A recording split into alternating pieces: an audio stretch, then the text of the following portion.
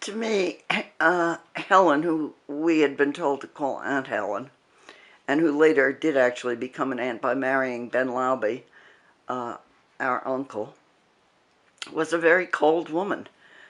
She didn't really like children. The only child she liked was Elaine, and she raised her as if she were her own.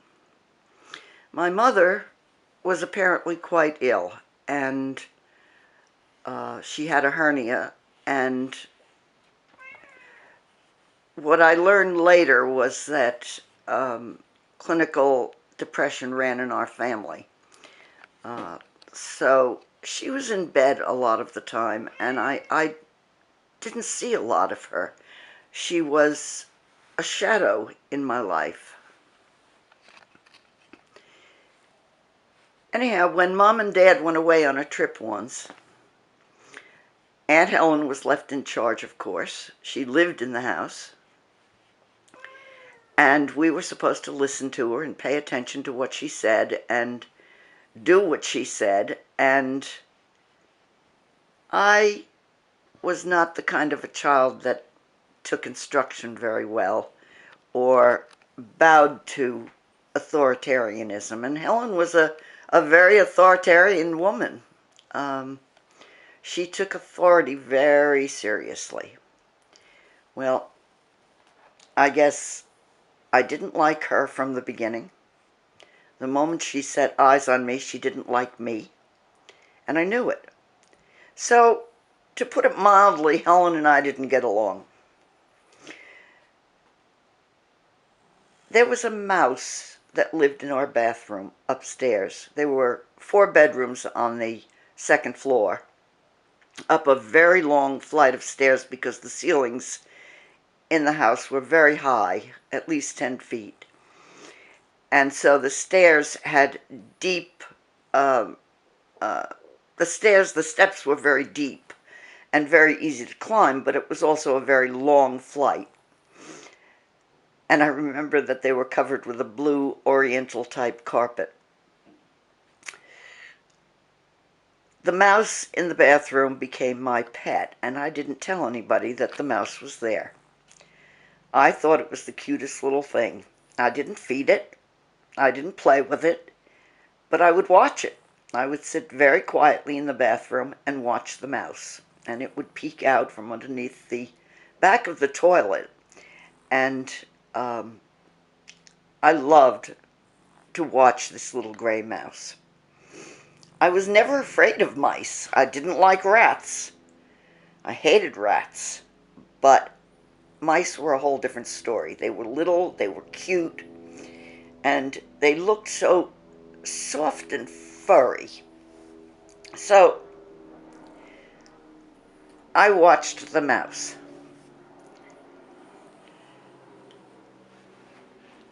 And I don't know how, but Helen apparently found out about the mouse somehow. I don't know if she saw leavings or whatever, but she found out about the mouse and she set out a mouse trap. Well, you can guess how I felt about that. And for several nights I released the trap.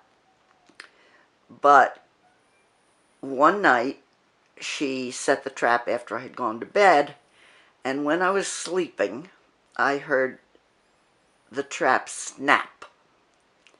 Of course, I got right up, and I went into the bathroom, and there was the trap with the dead mouse in it, with the bar across the back of its neck, and the body still warm. And I know that because I stroked it, and I kept stroking the mouse and stroking it. And I fell asleep on the rug next to the mouse, and that's where I was found in the morning. And Aunt Helen uh, took the trap and the mouse away, but I stayed right where I was. I was very, very angry, and I was yelling at her for killing the mouse. But she went downstairs, and I stayed upstairs, and eventually I was supposed to come down for breakfast, and she called me for breakfast, and I wouldn't come down. I sat at the top of the stairs and I screamed at her. And I called her every name a 7-year-old could think of. And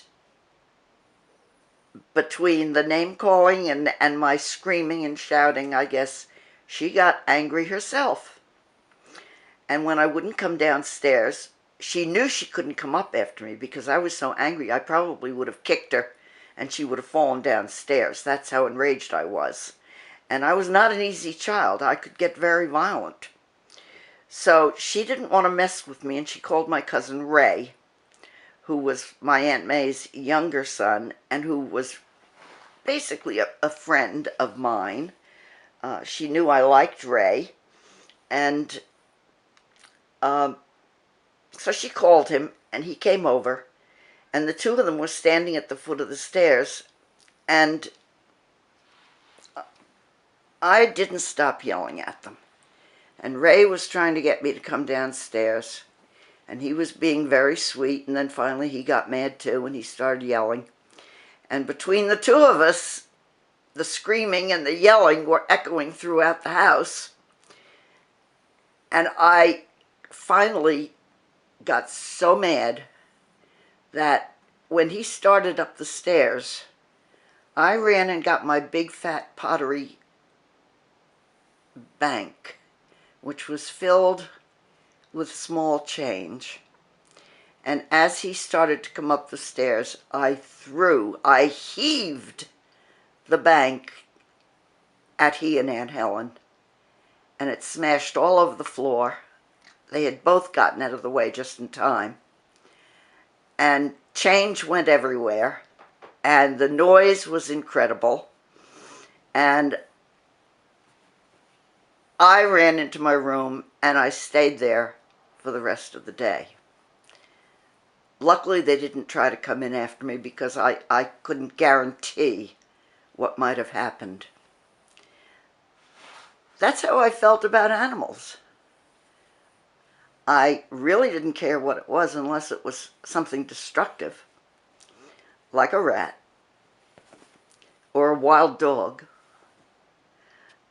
But a mouse, to me, was an innocent little thing. It was soft and fuzzy and furry, and it wasn't harming anything that I could see. So I was defending the mouse. Well, it didn't do anything to improve my relationship with with Helen. And I really didn't care. That's it for today. I hope I'll see you again shortly, and please do subscribe.